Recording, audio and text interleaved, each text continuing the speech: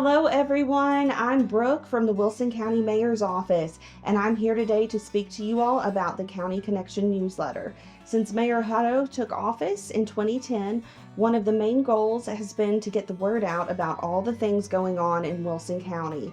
Thus, the monthly newsletter began. I'm here today to go over the June edition and fill you all in on some of the big events that have happened recently and are yet to come this month.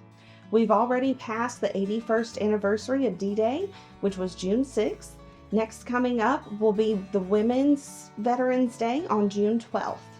I took the liberty of reaching out to Mrs. Linda Grandstaff, our director of the Archives Department, to help me find some documentation on some of Wilson County's own female veterans. 3 female veterans are mentioned in this newsletter. All are Wilson County locals, and they are from different dates of service. Their dates of service and names are RHM 3rd Class Ruth Gill Manning, who served during World War II. Staff Sergeant Emma J. Tapley, who served during the Gulf War era. And retired Lieutenant Colonel Sabrina C., who served during Operation Iraqi Freedom and Enduring Freedom.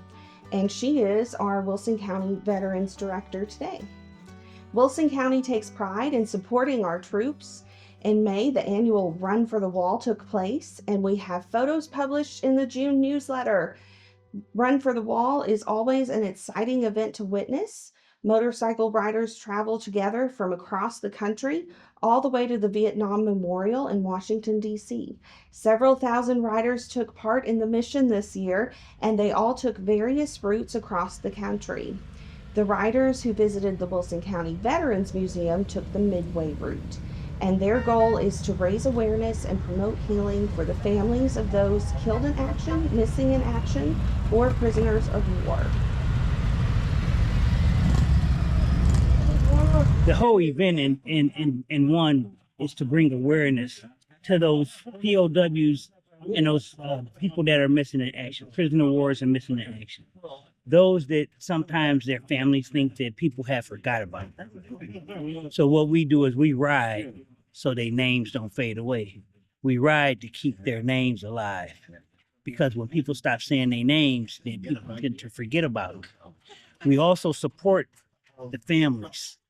We want the families to know that we're still supporting and putting forth the effort to make people look for their family members.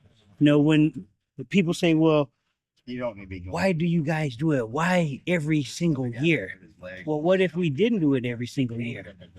People wouldn't think about those family members that are suffering, because when the service member serves, so does the family. It's just like not a service member type of commitment. The family is committed to the service member. That means that that family serves the country just as much as that person on the front lines or out there standing to watch.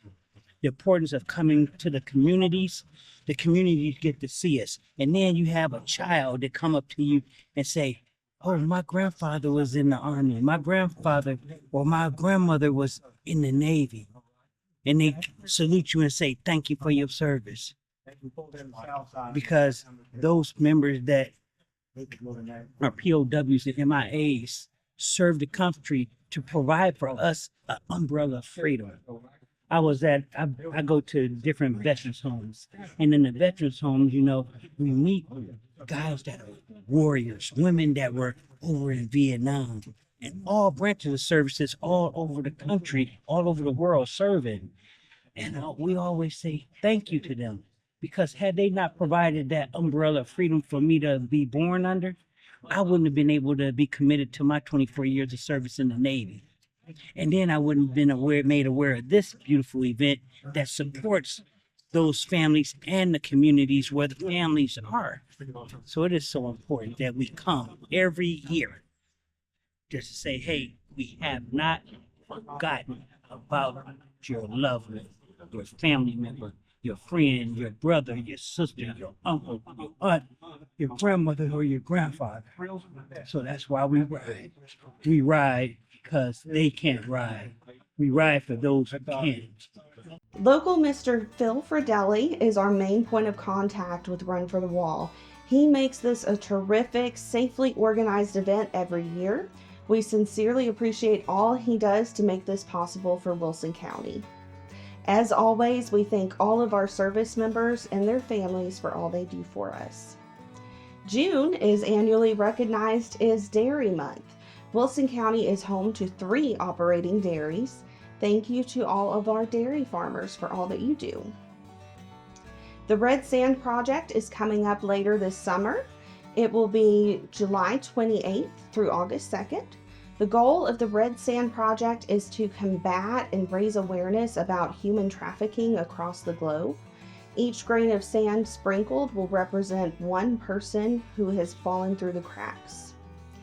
Check out summer reading programs going on at our local libraries. June 15th is Father's Day. I'd like to send a shout out to my dad, Watson Driver, as well as to my husband, Brian. Brian and I are expecting a baby boy to arrive later this summer, so I'll go ahead and wish him a happy first Father's Day. Happy Father's Day to all of the incredible fathers and father figures out there. Thank you for all that you do for your families. Wilson County government offices, the landfill, and convenience centers will be closed Thursday, June 19th in observance of Juneteenth.